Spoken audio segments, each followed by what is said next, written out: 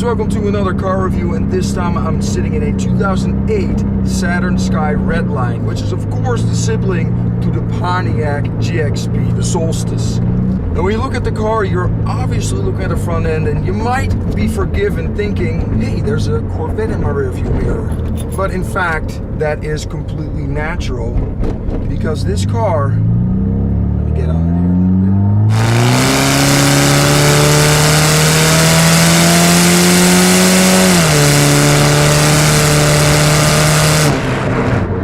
Opportunity, and man, it does pull a little bit, and that was not even full throttle. Light up here, let's hit the brakes here a little bit firmer.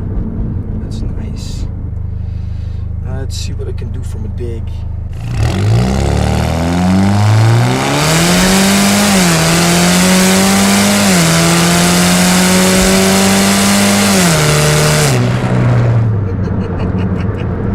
Yeah, this thing definitely has some power, for sure.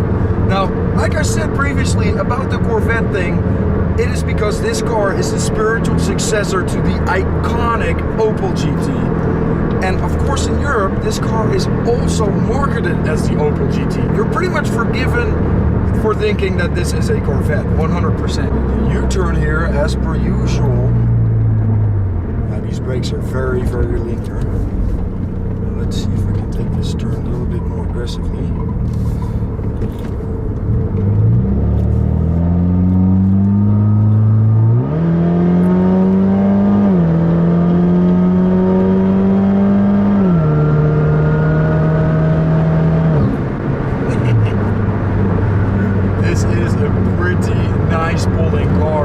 Now the engine in this car is a 2-liter turbo. The stock version comes with a 2.4 liter that is non-turbo. Also does not have as much power, obviously. I think it's 170 horsepower or something like that. This particular one, stock, has 260 horsepower and a very square 260 pound-feet of torque that comes in around 2600 RPM. So you don't really get a lot of lag.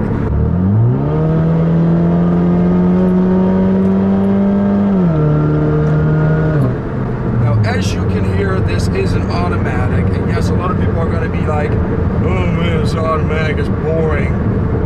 Smart little detail about automatics that racers already know is that automatics are consistent. Manual transmission cars, not so. This car is faster 0 to 60 than the standard transmission car. Real truth. And quarter mile, same speed, 14 seconds or around about. 0 to 60 in this car is around low 5-second range. Those brakes again, pretty darn good. Chassis is rattling a little bit, but that's the whole open top thing.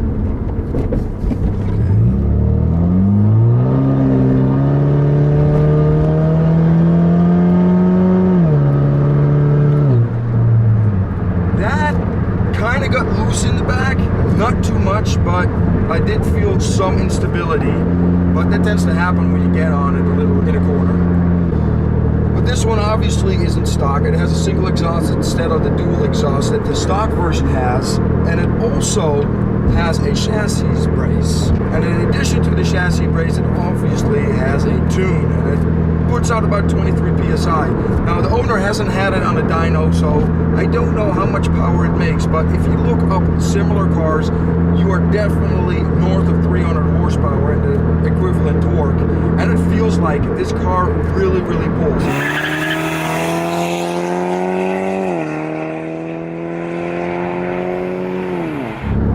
And these actually, if you wanted to try, if you downshift with this, you can actually do a fake little heel toe. Really? And while the transmission is thinking about going down, instead of getting that stop where you're just like, you know, yeah. If you hit the gas and do a little heel toe maneuver, yeah, it'll actually work with this transmission. Oh, it's really weird, but you can't put it just in 4th gear, right? Yeah. That's pretty funny. Now what is I? I is gonna be 2 and 3, so it's a little tricky to get which one you want, but and works. low is 1, so low I could. 1. So you have shifted this car before from low to this to 4 to drive. Yes. If you get too high in RPM range, it will shift for you, unfortunately. Oh, well, that's actually just to save the engine, so Yeah. that makes sense. Okay, well, let's go ahead and try to shift this thing manually with the shifter over here.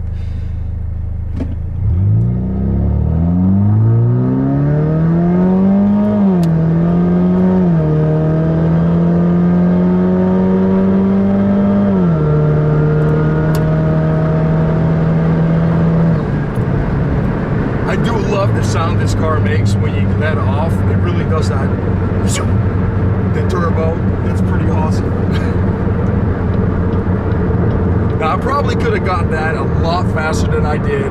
Didn't quite shift it quite at red line, didn't quite put my foot all the way down.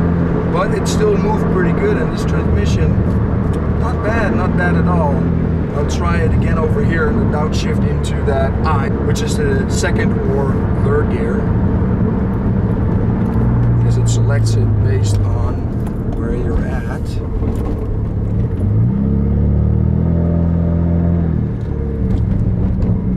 Man, I love that sound.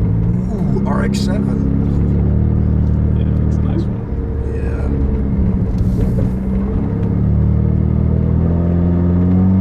I do love the way this car moves. And moves.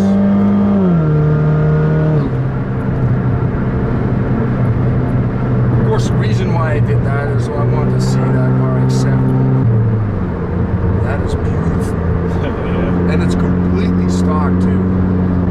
And I am surprised. I don't know if you'll be able to see that, but a lady was driving it. I am absolutely gobsmacked. And not a young lady either.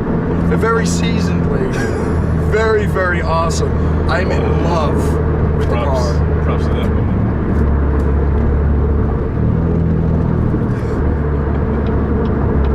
Now that warrants something. Where's the thing?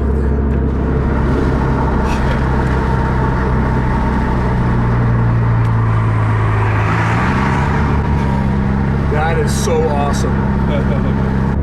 Well, I think your car has just been overshadowed in the car review. Ouch. You don't mind, right? No, I love that thing. If I could have one, I'd take it in a heartbeat. Oh man, that is so beautiful. Just keep like rubbernecking. I don't rubberneck for accidents, but beautiful cars, definitely. Oh man. A little bit of excitement there. Very, very awesome. She was actually going at a pretty good clip too. Yeah. I love it. Anyway, let's talk about the interior of the car. Now, I've read some people say that it is cheap and people don't like it. Well, if you look at a similar Corvette from the same vintage, that's exactly the same way. It looks exactly very similar to a C6 Corvette, so you shouldn't complain too much.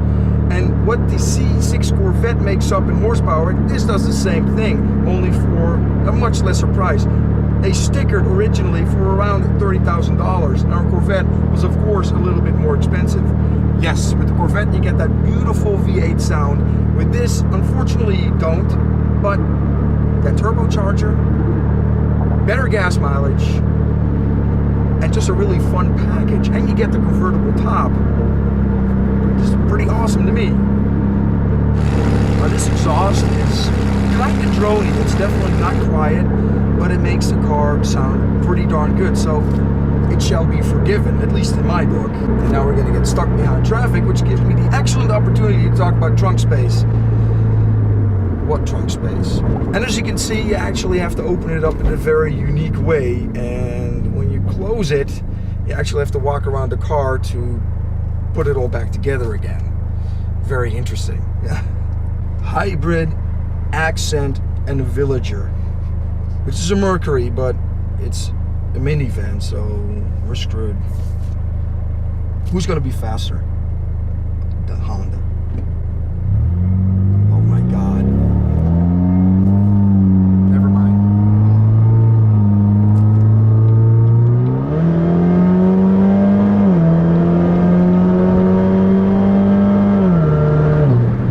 Ain't no one got time for that. Now let's talk about the seats. I think they're pretty darn good. They actually also look pretty awesome to me, and they hug you nice in the corners, perfect. But there's one downside, not the seat's fault, kind of the car's fault. I am 5'11", that is not really tall, especially not by Dutch standards, because those people are just way taller. But I am already getting pretty close to the dash with my knees. Not very comfortable feeling. I'd like to have a little bit more space. One thing that happens a lot with convertibles is that you get cowl shake, and though this doesn't really have that, it's probably also because this car was built to be a convertible from the ground up. And unlike my wife's previous Mustang that was a California Special 2007, that one had a lot of cowl shake. It's kind of reduced with, of course, the top up, but it was still there, quite noticeable. This, nice and stiff. And I think the construction on this car is also kind of old school, because it kind of reminds me of the C4 Corvette, the way that you get in it, where the step in, the doors, there's this brace that kind of comes up. Makes it harder to get in, but it definitely helps with stiffening up the car, for sure. Now, as a final conclusion on the car, would I buy it? Well, yes and no. Yes, because it has a lot of power and it's not too expensive, and there's obviously a bunch of modifications you can do to it to make it even faster. But no, because if I want to buy this, I kind of first wanted to get the old Opel GT, and then second, I'd probably miss that V8 sound. But if you're in the market for a car that looks like a Corvette, goes like a Corvette, and does decent gas mileage, I think this might be your bet. I always love to stop a car review with some nice go-go action.